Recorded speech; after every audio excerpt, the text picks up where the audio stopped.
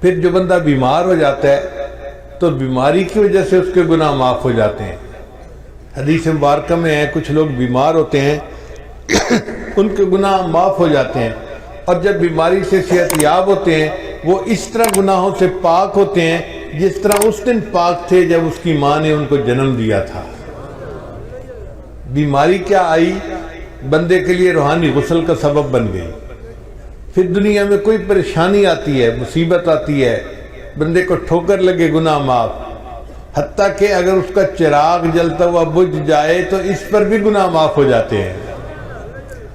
تو اتنی چھوٹی چھوٹی پریشانیوں پر اللہ گناہ معاف کرتے ہیں۔ ایسے لگتا ہے کہ اللہ کی رحمت تل گئی ہے کہ میں نے اپنے محبوب کے امتیوں کے گناہوں کو معاف کر دینا ہے۔ پھر کچھ لوگ گناہ کر لیتے ہیں مگر اس پر توبہ استغفار نہیں کرتے۔ اللہ تعالیٰ نے ایک اور سبب بنا دیا۔ حدیث مبارکہ میں آتا ہے کہ اللہ تعالیٰ مچھلیوں کو، پرندوں کو اور چیونٹیوں کو حکم فرماتے ہیں کہ تم ایمان والوں کے لیے استغفار کرو۔ وہ مچھلیاں پانی میں، پرندے ہوا میں اور چیونٹیاں اپنے بلوں میں مومنوں کے لیے استغفار کر رہی ہوتی ہیں، اور یہ تو زمین کی مخلوق تھی۔ اللہ تعالیٰ نے اس سے بھی اور بڑا کرم کیا، وَيَسْتَغْفِرُونَ لِمَنْ فِي الْأَرْضِ، اللہ فرشتوں کو حکم کرتے ہیں کہ جو مومن گناہگار خطا کر بیٹھے تم ان کے لیے استغفار کرو، میں گناہ معاف کر دوں گا۔ تو فرشتے بندوں کے لیے استغفار کرتے ہیں۔ پھر ایک دوست کی دعا پر اللہ تعالیٰ دوسرے دوست کے مغفرت فرما دیتے ہیں۔ پھر دیکھیے جمعہ کے دن اللہ تعالیٰ پورے ہفتے کے گناہوں کو معاف فرما دیتے ہیں۔ حدیث مبارکہ میں آتا ہے کہ رمضان مبارک میں اللہ تعالیٰ پورے سال کے گناہوں کو معاف فرما دیتے ہیں۔ جس بندے نے حج کیا یا عمرہ کیا، رجع کہ یوم ولدت امہ، وہ حج سے اس طرح واپس لوٹتا ہے جیسے اس دن گناہوں سے پاک تھا جب اس کی ماں نے اس کو جنم دیا تھا۔ اللہ اس طرح گناہوں سے بندے کو پاک کر دیتے ہیں۔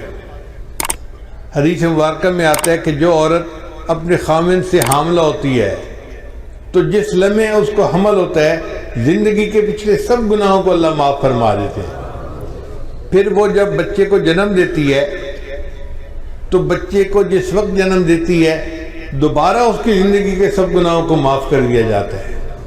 پھر وہ بچے کو دودھ دیتی ہے، پالتی ہے۔ اب یہ بچہ جب بولنے کے قابل ہوتا ہے، اگر یہ بچہ سب سے پہلے اللہ کا نام زبان سے نکالے، اللہ تیسری مرتبہ پھر اس کے زندگی کے سب گناہوں کو معاف فرما دیتے ہیں۔ تو اس سے تو پتہ چلتا ہے کہ اللہ تعالیٰ کی رحمت تل گئی ہے بندوں کے گناہوں کو معاف کرنے کے لیے۔ یعطیک ربک فترضی، اے میرے محبوب صلی اللہ علیہ وسلم، اللہ تجھے اتنا عطا کرے گا کہ تو راضی ہو جائے گا۔ ہمارے مرشد عالم رحمۃ اللہ اس کا ترجمہ یوں فرماتے تھے سمجھنے کے لیے کہ وَلَسَوْفَ يُعْتِيكَ رَبُّكَ فَتَرْضَى، اللہ تجھے اتنا دے گا کہ تو بس بس کرے گا۔ ہوتا ہے نا، آپ اپنے ایک برتن میں دودھ لے رہے ہیں اور دودھ ڈالنے والا اتنا ڈالتا ہے کہ وہ کنارے تک آ جاتا ہے تو لینے والا کہتا ہے بس بس بس بھائی۔ تو اس آیت کا ترجمہ یہی ہے، اللہ فرماتے ہیں میرے محبوب اللہ تجھے اتنا دے گا کہ تو بس بس کرنے لگ جائے گا۔